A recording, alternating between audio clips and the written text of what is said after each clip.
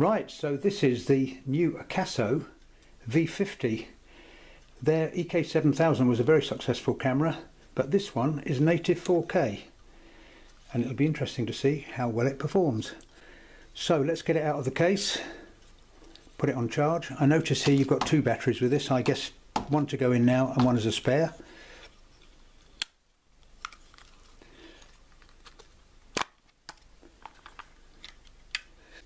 Case looks nicely made, and I notice it's got a spare back, which will be a ventilated back. I'll get it on charge in a minute, but let's take a look at what else you get here. Now, quite often I rush through this bit showing the accessories, but I've had people ask me to explain how accessories work. Well, I thought it was fairly obvious, but anyway, you've got some sticky mounts. That's also got a tripod screw in it. Now, you stick these onto a skateboard or cycle helmet, motorcycle helmet, paragliding helmet in my case, and these brackets just slide in, click, to hold the camera in its case. And using these standoffs, and you've got three different sizes, twisted ones and so on, using these standoffs, you secure the waterproof case. That goes in the bottom like that using the thumb screws. So that's pretty straightforward really. So you've got extra bracket, there's one on the camera. You've got standoffs. You've got some tripod mounts here, male and female, 1/4 inch tripod mount. You've got a USB charging cable. Obviously you plug that in to get your files off or charge the camera. You've got cable ties. You've got a lens cleaning cloth. As I mentioned, two batteries. You've got a handlebar mount, and likewise, if you're not sure how to use that, that just clamps onto a handlebar or something, and using these standoffs you fit the case that way. Oh, so you've got another standoff there. I mentioned the ventilated back. That stops it steaming up in the winter as well if you're riding a motorcycle or whatever, as long as it's, but obviously not waterproof. You've got a cable tie with spare sticky pads. Finally, well, not quite finally, because I've not pulled the manual out yet, you have got a remote, which I think is probably splash proof, which will let you turn the camera on and off remotely. And convenient, it's got a loop on it there so you can secure it around your neck. Oh, and I didn't mention you've got straps there so you can put these through the slots on the mount and secure it to a cycle helmet that way, or strap it on your arm or leg or whatever you want to do. So I think I've covered everything there. Camera I shall put on charge, and then we'll take a look at how it works. I know it's got a Wi-Fi app. Oh, didn't look at the manual. Now most of these cameras are quite self-explanatory, but I'll have a quick flick through. So I'll get it on charge, find a suitable, decent card to go in, and then we'll take a look at how you use the camera. Right, well, easy to see when it's charging. You've got a little red light that's come on there, and no doubt when it's gone out, that means it's fully charged. Plus, bit of a tip, it started when I plugged the USB cable in. They charge more quickly if you actually turn the camera off. Right, so let's take a closer look at the camera. On the front here, you've got the power button. Press and hold for 3 seconds, which also doubles as a mode button, and you use in conjunction with the scrolling buttons and the shutter release on the top to scroll through the menus. You've got a 170 degree wide angle lens, a couple of LEDs there. The bottom one flashes when you're taking video. On this end you've got the microcard slot, micro USB, HDMI out, which means if you've got the appropriate lead you could play video straight from this to your TV. Microcard slot doesn't come with a card, takes up to 64 gig, and it needs to be class 10 UHS 1, which is ultra high speed 1, especially if you're using 4K. Card goes in this way. This is a Samsung Evo 32 gig. So card goes in that way, logo towards the screen. And that brings me convenient to the screen. 2-inch LCD screen on the back, as I mentioned, scrolling buttons there. Battery compartment here, which has got a little locking tab. You've got to put one of the batteries in when you get it. That's just a question of sliding that across Slipping it in, you'll see there's 3 little tabs inside. Pretty obvious which way it goes. Push it in. You don't really need that locking tab, it's a bit of a fiddle. You've also got a 1/4 inch tripod mount screw on the base here, and another LED that flashes when it's working. Shutter release on the top, and I suspect that's either speakers or microphone. So that covers that. Operation of it, I've used it for a day or two, very intuitive and easy. Press the power button. As you can see, little tune, and you've got a blue light on showing it's on. I've got battery life, telling me I've got a card in, and default is 4K 30 frames a second. I'm in video mode, sound is on because you can turn audio off. Battery level is good, and I've got the EIS gyro stabilisation on. So, easy enough, just press the button. Lights flashing, shutters flashing. That blue light's flashing, that blue light's flashing. Oh, I just turned it off. So if you've got it in a case and it's on your helmet, you can look in the mirror or look somewhere and see if it's actually recording, which I think is essential on a camera. Anyway, as you heard, I pressed the button, turn it off. It's just a question of press on, press off. If you want camera mode, in other words stills, one short press of the power button, you're in stills mode. Says I've got capacity there for 3000 stills at 20 megapixel. Shutter sound, take a picture. Press the mode button again, and you're into various settings. Now to go through these, you scroll through using the scrolling buttons on the side. First one is video playback. Just press the shutter. You can press and play, scroll up and down with videos you've taken. Press mode again. I can come back into the menus here. Nice little icons. Photo playback, video settings. I'll show you some of those. You've got video resolution, video encoder. It's either MOV 264 or 265, I think. Image stabilization. Can't say it. Image stabilization. That's sometimes called gyro stabilization. That's EIS. Just a question of scrolling down. Image stabilization on or off. On, off, up and down. I'll put it on. Press the shutter. Go back up to video resolutions. You can see you've got 4K at 30, 2.7 at 30, 1080 at 60. For some reason 1080 at 30 is blanked out. 720 at 120 frames a second. So if I want 1080 at 60, my preferred setting, I just press that video resolution, put it into that, and press shutter again.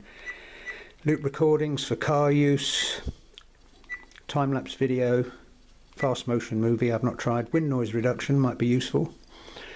Sound record on or off. Auto low light.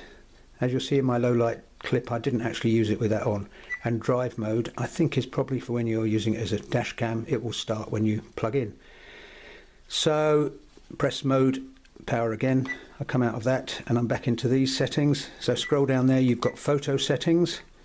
Again, scroll through, change various resolutions. ISO is film speed, time-lapse photo, burst photo. Burst photo, in case you don't know, is it will take a series of pictures, 7, 15 or 30, whatever, with one single press of the shutter release. Scroll through, long exposure, delay timer is like for taking selfies. Press mode again, and yet another settings menu. Camera settings. Power, frequency, sounds, turns the beeps on and off, shutter on, boot up on, and so on. Volume, oh, you can change the volume of the beeps, right? Oh, shutter off, shutter on, right, and so on. Press mode, power again, come out of that. White balance I didn't leave on auto, exposure on auto. Date stamp you can turn on or off, it's just a question of going into the setting that says date stamp. So please don't ask me if you can turn it off. Press mode again.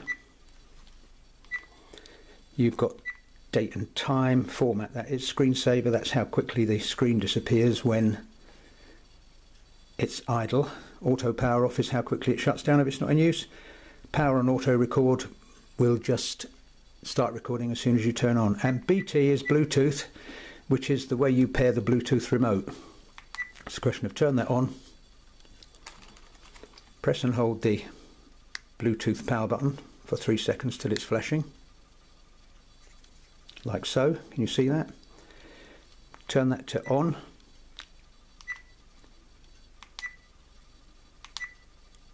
Turn it to on, which I have. BT on, BT pairing. And any minute it should say, it did before, pairing successful. I'll move it, yeah, pairing success. So the remote's powered with the camera now. I'll just show you. If I press video record, lights flashing, blue lights flashing, it's recording. Press again, stop. Press the little camera icon, take a still, just like that. One thing I found is, it looks to me, might be a firmware bug, it looks to me as though you need to pair it every time you want to use it, which is a bit of a pain in the posterior. But maybe they'll change that with a firmware update. So press power mode again, and I'm out of settings, back into normal camera use. So pretty intuitive, easy once you get used to it. As you can see, there's a Wi-Fi logo on the top there. There is a Wi-Fi app. I shall link it below and show you quickly how the Wi-Fi app works. Get it from Play Store or iTunes. That's pretty straightforward. Anyway, easy to use, nicely made. I will check the battery life and put it on screen. But in the meantime, let's take a look at the Wi-Fi app. I'm just testing here to see if it does pair up once you've turned the camera off. I turned the camera off first, and then the remote shut down itself, and it looks to me like it does pair, which is good. So let's see. Yes, it does pair itself. Right, so I take back what I said before about having to repair it every time. It's just a question of turn the camera off first.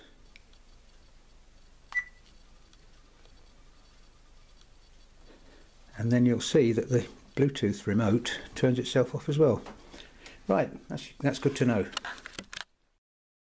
Right, the Wi-Fi app. Installing the app's pretty straightforward. I've just searched, in my case, as it's an Android phone, for iSmart DV in Google Play Store. Hit install.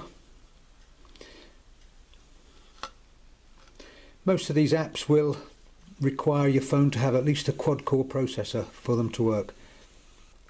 And I don't know anything about iPhones, so please don't ask. But I'm sure it'd be pretty straightforward with those as well. Right, so open the app, turn on the camera.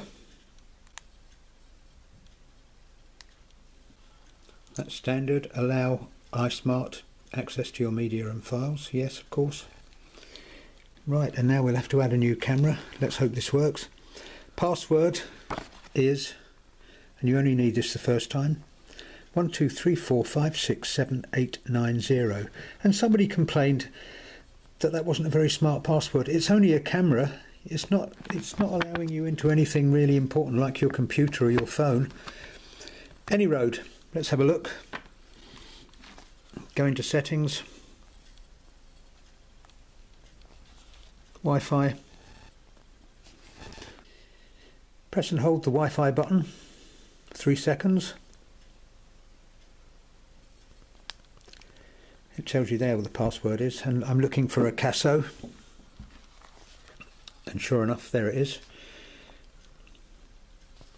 Show password.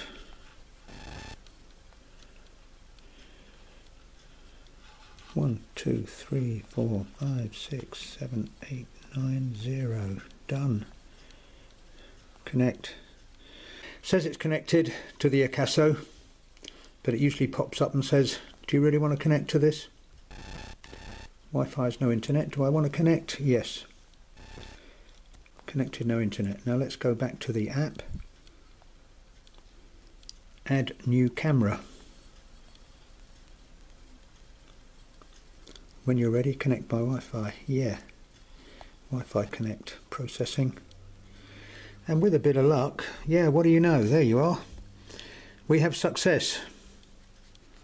Probably better landscape mode, but as you can see, my phone is connected to the camera and very little lag there. Fast processor. Lag is the time difference between the camera and the viewing screen. That is remarkably quick.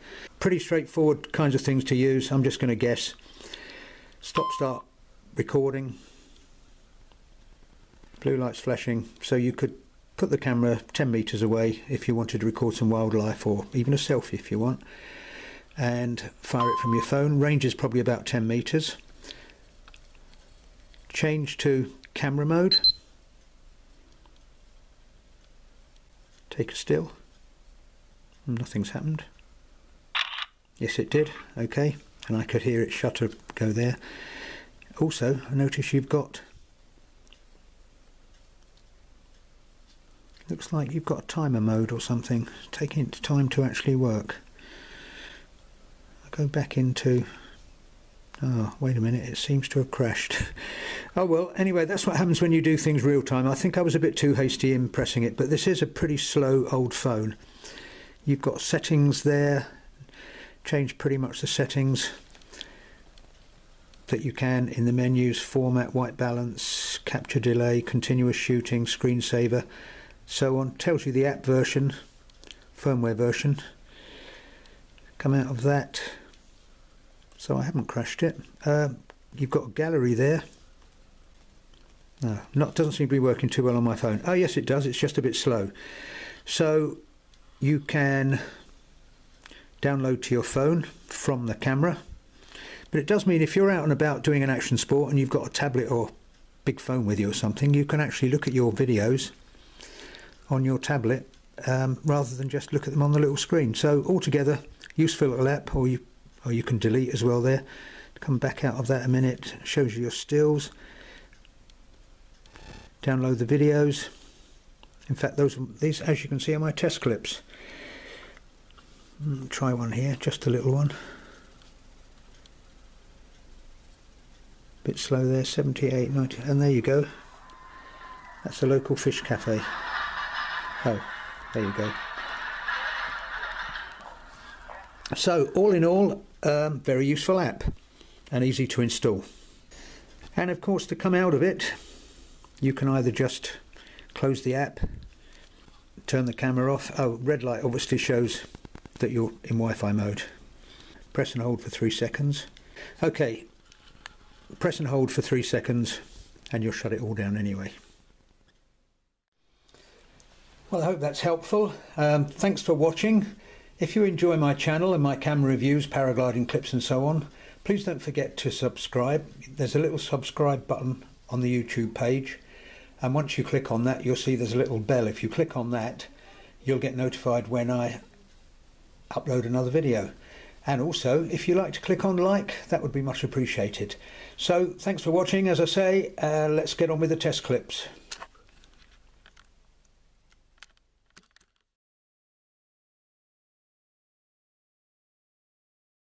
(1080/60) EIS, that's gyro stabilization, is on, and it seems to work on 4K as well, which is unusual. So as you swing around here, you can see the harbour,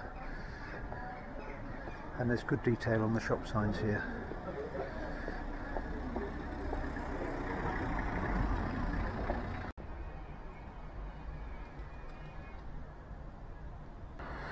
Right, this is another good test shot because you've got some good detail here on the windows on the cottages and the rigging on the boat. This is Brixham Harbour, and as you can see, it's not far off low water. Well, this used to be the old fish market here in Brixham Harbour, and Brixham is one of the UK's largest fishing ports. It's the fishing harbour. Of course, the fish market is now located over there, much bigger. Of course, it's winter now, so the sun is a bit weak and wintry and watery, but I'm making the most of it while the sun's out. To get some test clips here. Still at 1080/60 with the gyro on.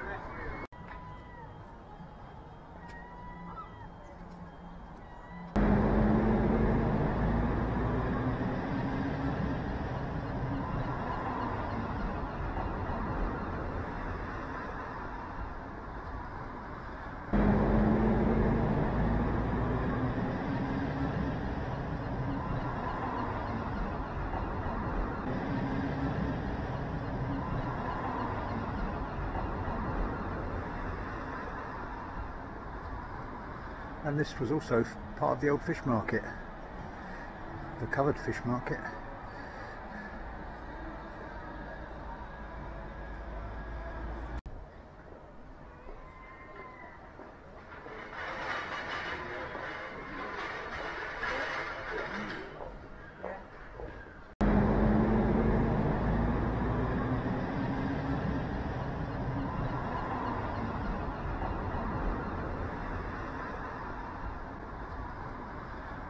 See how good it is into the sun. That's right into the sun.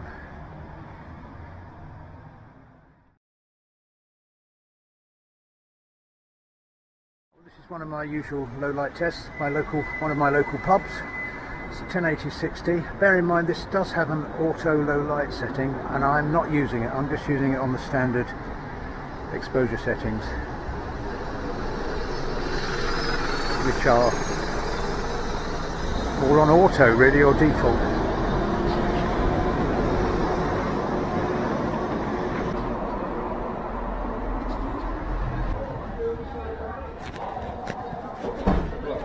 Hi Aaron. Not bad, not bad.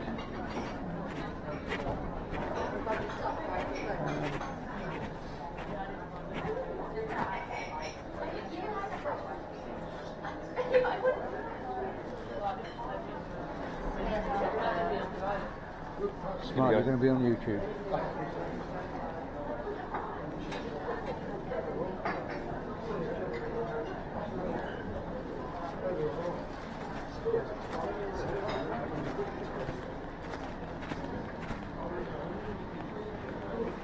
And back into the light. And bear in mind it was very dark in that pub.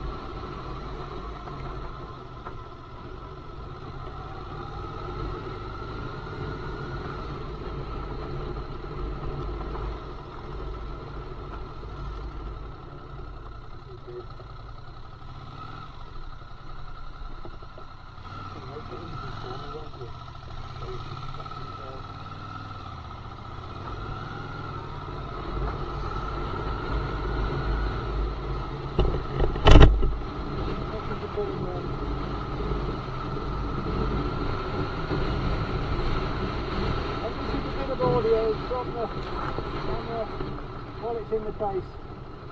Probably not very loud.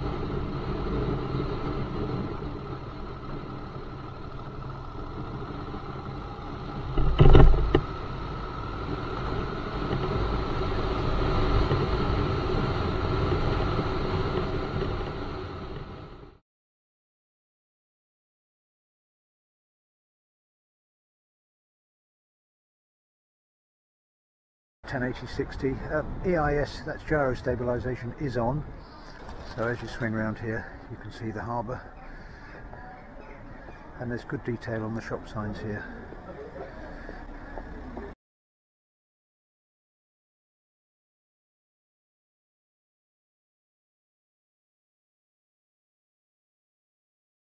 And compare that with the 1080/60. There's some good detail here on the brickwork, shop signs and so on, plus you can see right down to the harbour.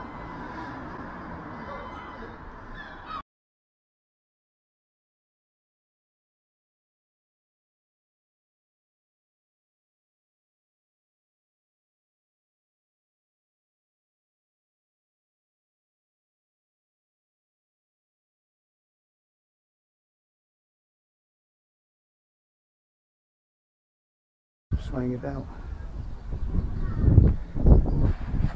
It's violent shaking. So let's see how they compare. Violent shaking.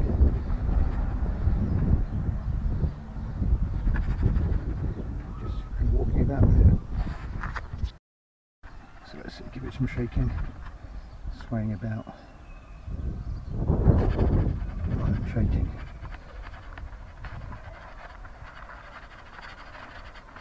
Very violent shaking, let me tell you.